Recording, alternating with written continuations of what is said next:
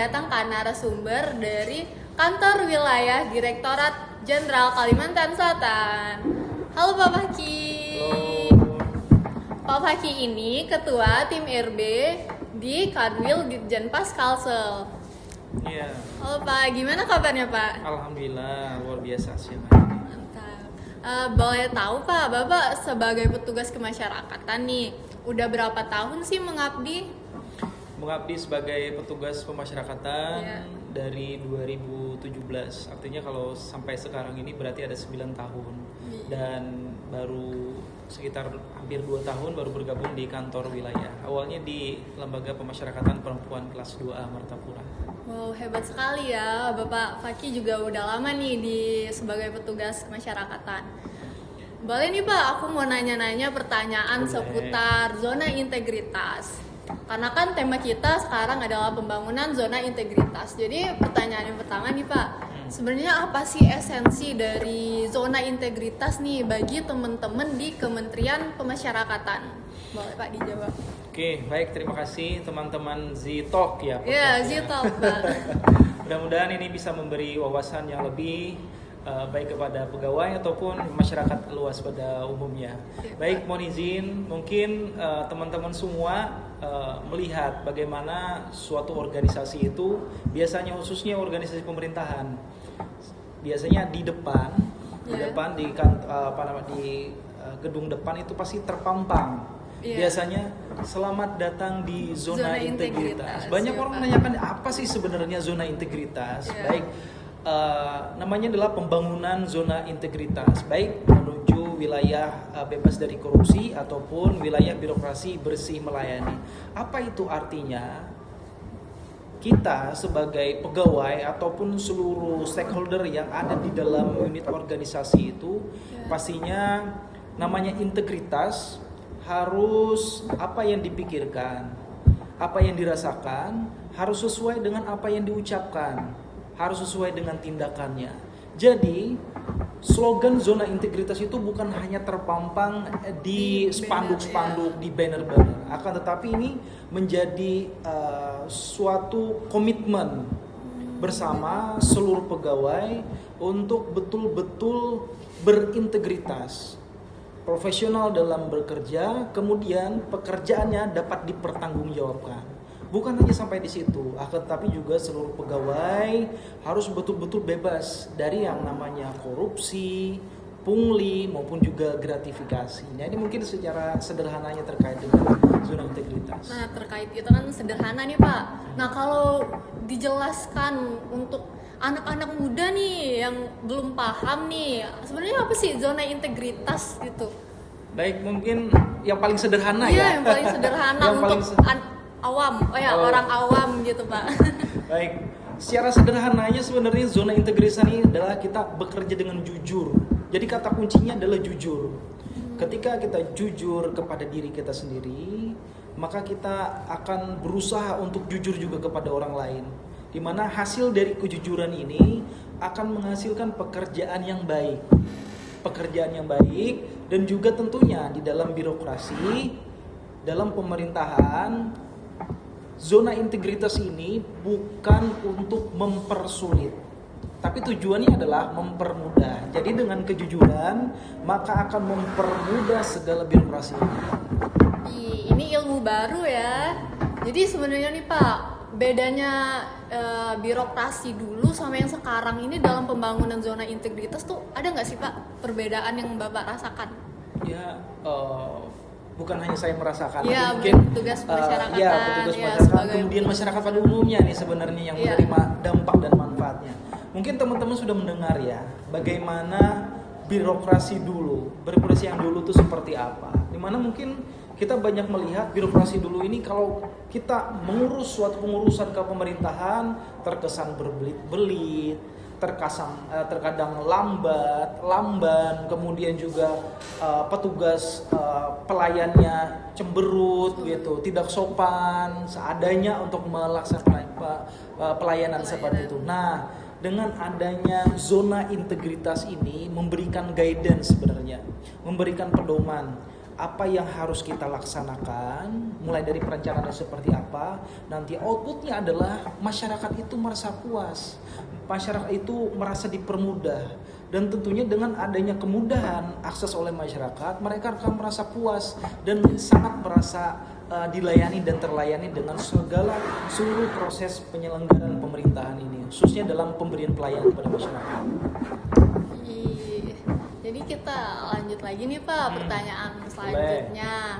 Sebenarnya komitmen utama yang harus dijaga banget nih oleh seluruh petugas pemasyarakatan untuk menjaga marwah kantor wilayah. Berarti ini petugas pemasyarakatan di kantor wilayah nih Pak. Komitmen utamanya sih Pak. Kembali lagi sebenarnya dari yang saya sampaikan bahwa secara sederhana tadi saya semakan sebenarnya adalah ketika kita membangun komitmen itu sebenarnya dibangun dari rasa jujur. Yang paling betul-betul harus menjadi komitmen seluruh petugas, baik itu petugas pemasyarakatan atau petugas penyelenggara pelayanan, yang pertama adalah kejujuran. Ketika kejujuran ini memang betul-betul menjadi komitmen dan betul-betul menjadi implementasi dalam pengabdian kepada negara, maka tentunya akan hadir di sana profesionalisme, kemudian juga akan hadir prestasi-prestasi nih.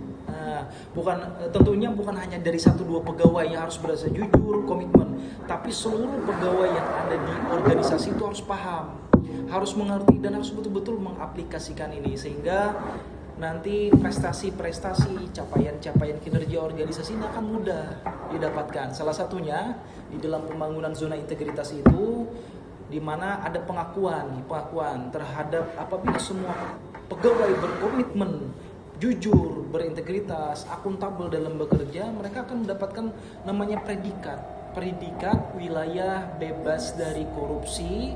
Setelah itu lanjutannya adalah wilayah birokrasi bersih dan melayani. WBK dan WBBM ya Pak ya. Baik, nih ada pertanyaan lainnya. Apa sih pesan Bapak untuk para pegawai muda dan masyarakat dalam menjaga zona integritas nih Pak? Iya, benar sih. Ada patah sebenarnya yang mana patah Islam bahwa semakin kita pada zaman ini memegang kejujuran, memegang sesuatu yang baik itu akan berasa seperti memegang bara api. Jadi merasa seperti beban dan sebagainya. Tapi ya namanya kita harus nih sebagai penyelenggara negara harus benar-benar sebagai insan sebenarnya, sebagai manusia yang berketuhanan, hidup bersosial, harus betul-betul terus memperbaiki diri, harus berbuat baik, sehingga jangan dijadikan beban sebenarnya. Ketika berbuat baik, ketika berbuat jujur, ini kita jangan dijadikan beban, dan itu sebenarnya menjadikan ladang pahala bagi kita, dan feedbacknya juga akan ke kita. Ketika kita berbuat baik kepada orang, ketika kita melayani dengan baik kepada orang, maka orang pun nantinya kita minta dilayani kepada orang lain, insya Allah itu akan kembali kepada kita. Ini secara sederhana. Ketika kita menjadi beban, ketika kita pesimis terhadap integritas diri kita, maka mungkin feedbacknya juga akan yang tidak bagus bagi kita. Itu kembali kepada kita semua. Itu pesan buat pegawai muda nih dan masyarakat. Nah terus nih Pak, tadi kan udah nyinggung WBK dan WBBM. Sebenarnya ada perbedaan nggak sih di antara WBK dan WBBM itu?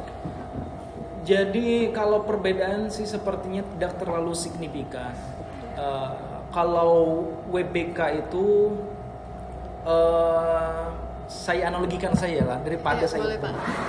Saya analogikan. WBK ini sebenarnya kalau dari definisi adalah wilayah bebas dari korupsi, artinya membangun organisasi yang bebas dari pungli, korupsi dan gratifikasi. WBBM itu lebih kepada pelayanan, lebih kepada ini sudah kita organisasinya sudah bebas dari korupsi, apa yang harus kita lakukan? Yang itu adalah dengan memberikan pelayanan terbaik bagi masyarakat seperti itu. Nah, mungkin analoginya seperti ini. WBK itu seperti kita membangun rumah. Membangun rumah pondasinya, tiangnya, dindingnya sudah kokoh nih berdiri. Bagaimana kita lebih puas terhadap rumah yang kokoh ini, itu adalah WBBM. Bagaimana kita mewujudkan kepuasan itu? Satu, mungkin kita poles catnya sesuai dengan keinginan, ya, enak dilihatnya. Kemudian juga interiornya, bagaimana membuat orang yang datang mungkin puas ketika masuk nyaman. Nah, jadi lebih kepada kalau WBK ini fondasi dasarnya dengan mewujudkan organisasi tanpa korupsi. Setelah itu kita berfokus pada WBBM yang lebih kepada inovasi, dan ini tentunya harus goalnya adalah kepuasan dari masyarakat itu sendiri. Oke, nih Pak, mungkin ada pertanyaan lagi nih.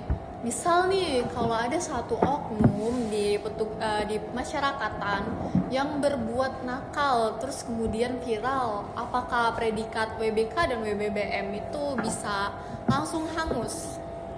Ya, baik. Ketika telah mendapatkan predikat WBK ataupun WBBM, tentunya setiap tahun, baik itu tim penilai internal maupun inspektorat jenderal maupun dari kantor wilayah pun terus melakukan evaluasi terhadap predikat yang telah dicapai. Ketentuan terkait dengan adanya misalnya viral, ada kasus tertentu, kasus besar seperti itulah. Nah, ini akan menjadi evaluasi. Ketika memang betul-betul kasus atau case tersebut memang viral dan ini berdampak pada citra organisasi, maka tidak menutup kemungkinan predikatnya akan dicabut. Bisa ada kemungkinan berarti ya Pak. Benar sekali, karena itu mungkin saya informasikan kembali bahwa memang tugas untuk menjaga predikat ini bukan hanya 1-2 orang, bukan hanya Superman sekelompok orang, bukan. Tapi setiap unsur individu yang ada di dalam organisasi itu semua memiliki tanggung jawab. Berkomitmen. Semua berkomitmen untuk menjaganya. Dengan harapan jangan sampai ada berita viral. Kalau ada pengaduan-pengaduan, tanggap untuk dilakukan respon terhadap pengaduan tersebut sehingga ini bisa clear dan tidak ada catatan terkait dengan kasus viral juga. Baik Pak. Terus nih, boleh kasih pesan singkat nih buat sobat Z-Talk yang lagi nonton podcast ini yang ingin bergabung menjadi bagian dari Kementerian Pemasyarakatan. Modal utamanya itu selain pintar apa sih Pak? Apa nih? Ya, selain dari pintar memang. Ini pertanyaan sangat unik karena memang pada tahun 2026 ini pasti banyak nih. Iya, yang mau jadi yang masuk kan? mau CPNS, CPNS juga mau di daftar. kementerian lain yang khususnya di pemerintahan ya. Oke. Selain kita cerdas secara akademik, ini penting Bapak dan Ibu, yang perlu diperhatikan adalah attitude. Di mana ketika attitude ini memang betul-betul diperhatikan, maka dia akan mudah beradaptasi di lingkungan organisasi. Dia akan membangun citra diri yang baik di dalam organisasi. Kemudian juga dengan attitude yang pas, dia bisa mendapatkan tempat yang baik di lingkungan organisasinya. Ketika seseorang memiliki attitude yang bagus, kemudian juga memiliki kecerdasan yang mumpuni, sebenarnya dua ini base-nya sebenarnya. Tapi ada tambahan lagi sebenarnya adalah kemampuan berkomunikasi dengan baik. Nah, itu dilengkapi. Ketika ketiga ini sudah dimiliki, insya Allah dia akan menjadi pegawai yang baik, yang dapat berkontribusi dengan baik atas kinerja kantornya, dan insya Allah pastinya akan berprestasi. Mungkin itu aja sih Pak yang mau kami tanyakan. Bapak ada kesan dan pesan nggak untuk penonton podcast kami Z-Talk ini? Iya, mungkin satu ya pesan dan kesan, karena memang pada tahun ini juga kantor wilayah Direktur Jenderal Pemasyarakatan Kalimantan Selatan itu menjadi salah satu kanwil yang masuk dalam penilaian tim penilai internal. Dari 33 kantor wilayah, ada 15 kantor wilayah yang evaluasi dan juga masuk ke dalam tim penilai internal. Baik, terkait dengan zona integritas ini mungkin pesannya adalah bahwa zona integritas itu bukan tujuan akhir sebenarnya, melainkan sebenarnya step awal, langkah awal kita untuk terus berbenah menjadi lebih baik lagi dan lebih baik lagi ke depannya. Baik bebas dari korupsi, dan juga bagaimana meningkatkan kualitas pelayanan. Tentunya institusi yang kuat ini selalu dibangun oleh orang-orang yang menjaga integritasnya. Dengan ini berakhirlah podcast Z-Talk dengan tema pembangunan zona integritas. Terima kasih untuk Pak Syahid Al-Fakih, semoga lancar ke depannya Pak. Dan sampai jumpa di podcast selanjutnya. Dah.